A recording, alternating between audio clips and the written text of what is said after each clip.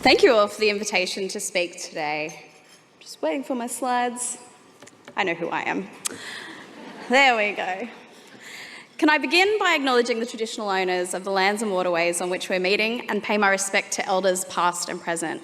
I take this opportunity to pledge my commitment to truth-telling, treaty and justice, and to the success of the Uluru Statement of the Heart and the Yes campaign. As the founder...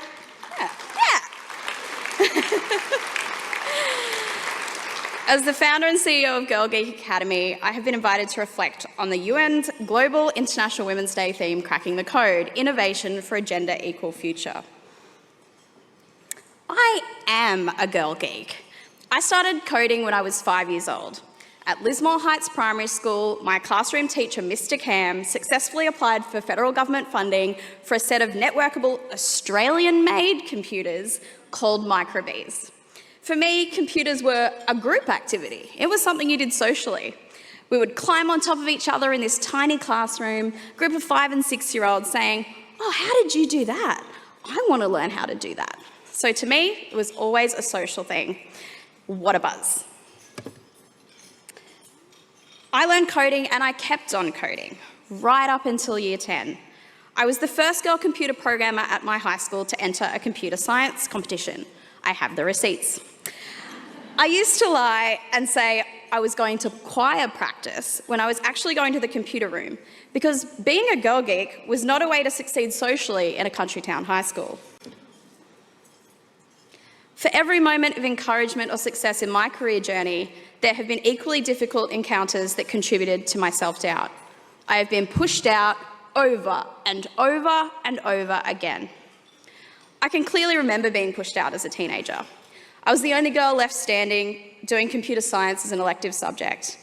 A male teacher, who was not a computer science teacher, he was teaching out of field, downgraded my website assignment to a pass minus, I don't even know what that is, because my website didn't look like everyone else's. So therefore, it must be wrong.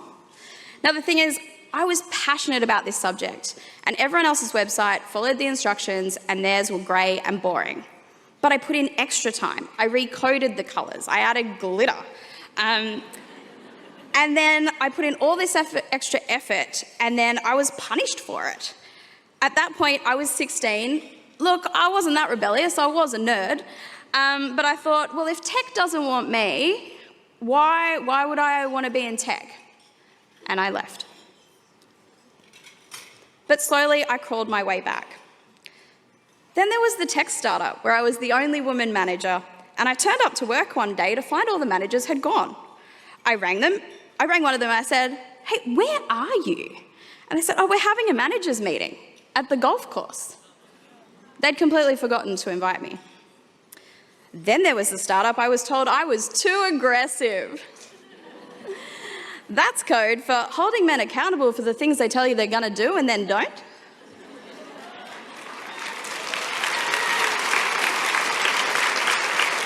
Meritocracy is a myth. Then I went to Silicon Valley to talk to companies about how they could do better on gender equality. They're the ones making the internet.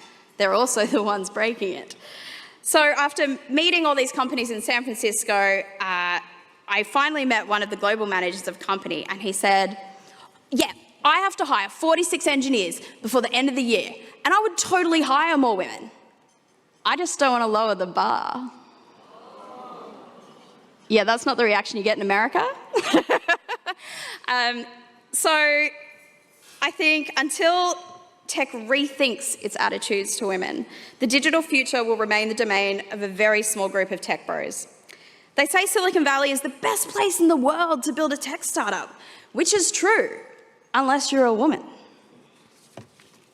I want you to close your eyes for a moment and picture hacking. Like, just picture it. Okay. You can open your eyes now.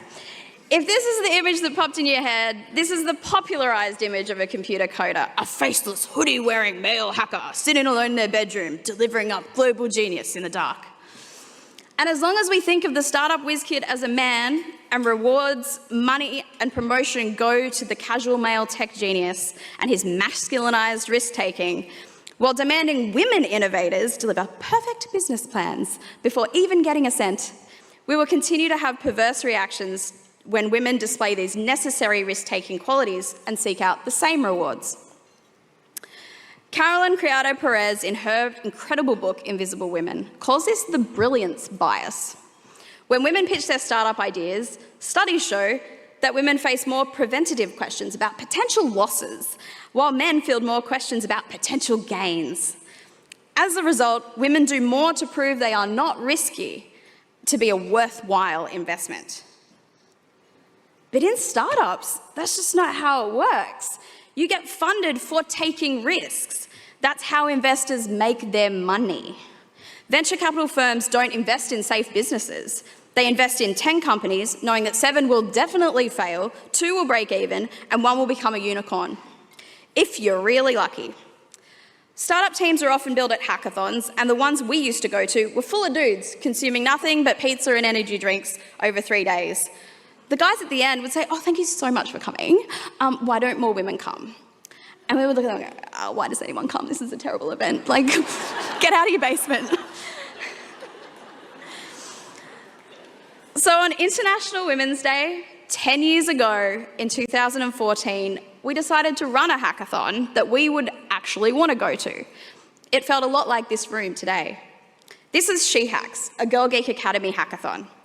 This is what hacking looks like to me. After we ran this event, I said to my girl gang, I said, we should totally make friends with all the other women running all-women hackathons, and we should be their friends. So I looked, and I looked, and I looked. Oh, we'd accidentally run the world's first all-women hackathon right here in Australia.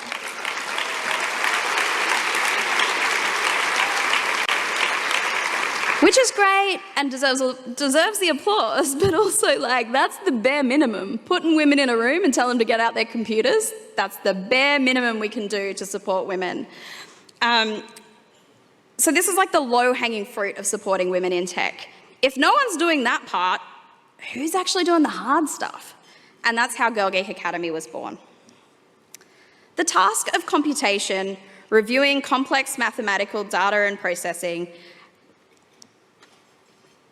used to be performed by highly educated women with meticulous attention to detail and staying power. In fact, computing time was measured in girl hours, and a kilogirl was a unit of computer power equal to 1,000 girl hours. Women once dominated IT, but not anymore. And while I have seen some improvements in Australia, the reality is we're going backwards in engaging girls and women in these critical new industries. Women-led startups receive only 3% of global venture capital investment. In Australia, that figure dropped to 0.7% in 2021. That's nothing. We've given all the money to the dudes to go build the cool stuff. Also in 2021, women began questioning the low levels of investment in us over successive federal budgets. And as the Premier mentioned, there was a march. We were angry. You may remember that former Prime Minister Scott Morrison said, "No one credible was making these statements and criticisms of the budget," resulting in a movement of women professors, media and CEOs banding together to force a rethink on gender investment. Morrison's comments made so many women irritated because, regardless of what industry women work in, we're used to double standard stereotypes about the money coming our way. Look, I'm grateful for the project-by-project investment I've had from parts of the tech sector that get it. These investments have been critical, but they're insecure and patchy. When budgets are cut, so are our programs. I'm going to be brutally honest with you. I don't know if Girl Geek Academy will last. We won't survive. I've had a full-time job since the pandemic hit. This is a side hustle for me.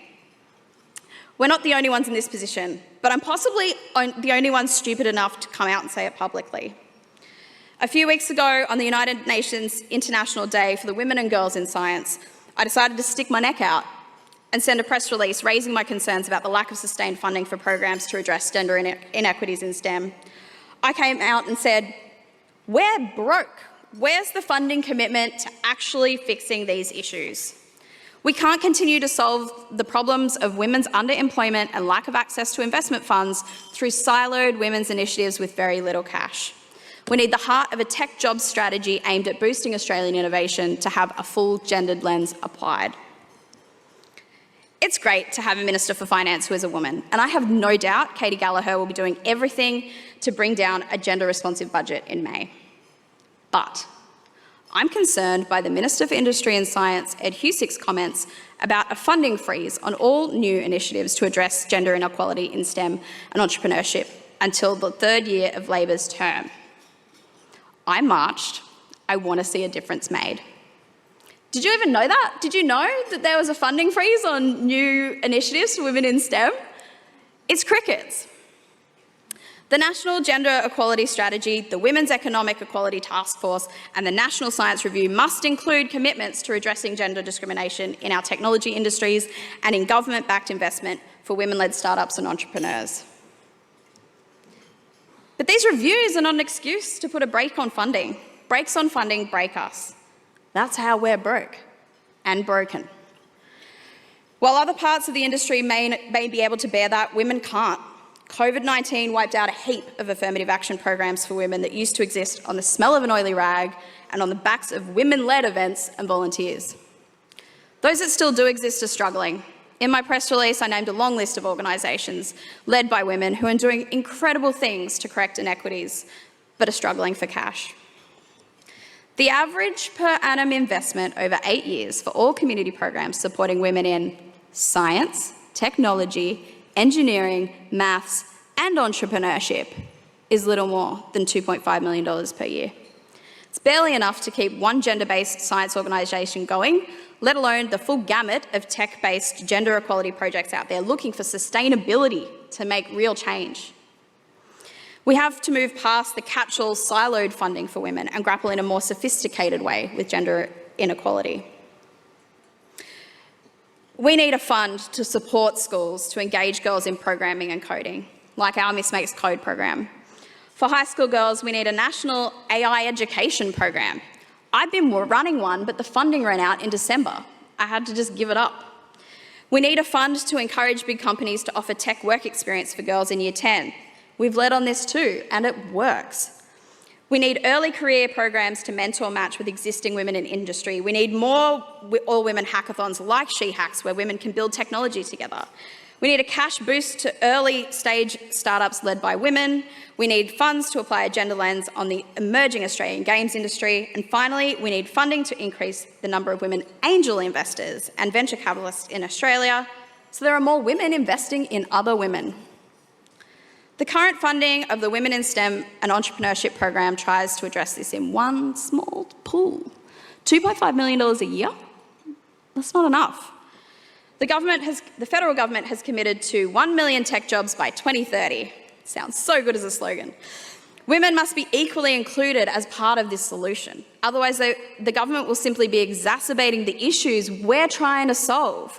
We shouldn't be spending government money on making problems worse. The International Women's Day theme, Cracking the Code, is based on the United Nations Committee for the Status of Women in New York, happening over the next week, for those of you who don't know.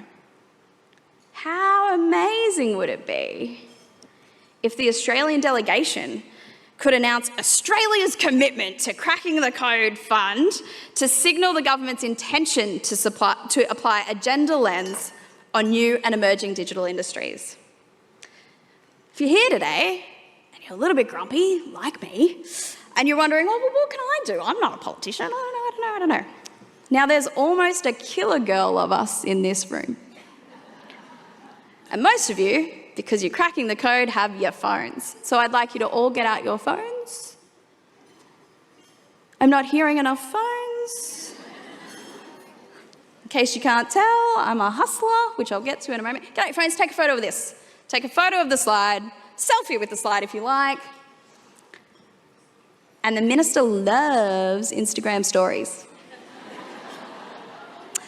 The amazing thing about interest in Instagram stories is you also get a read receipt. You can see when he's seen it. It's amazing.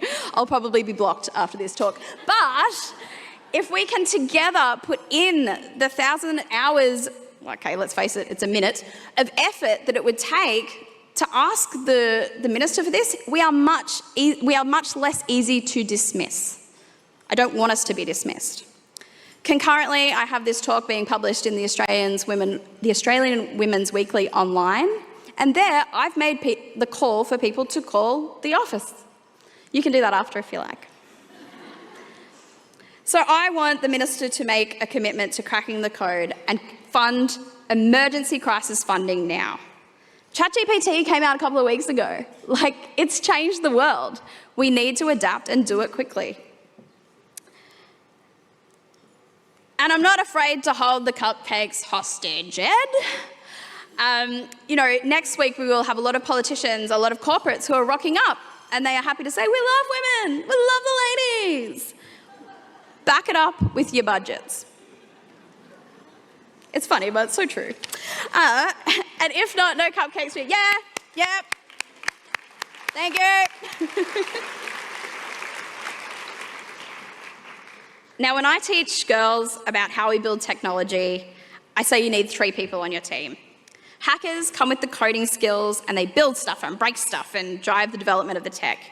Hipsters make the tech look and feel amazing through great design. And then there's the hustlers like me who bring ideas to market and make sure they're sustainable.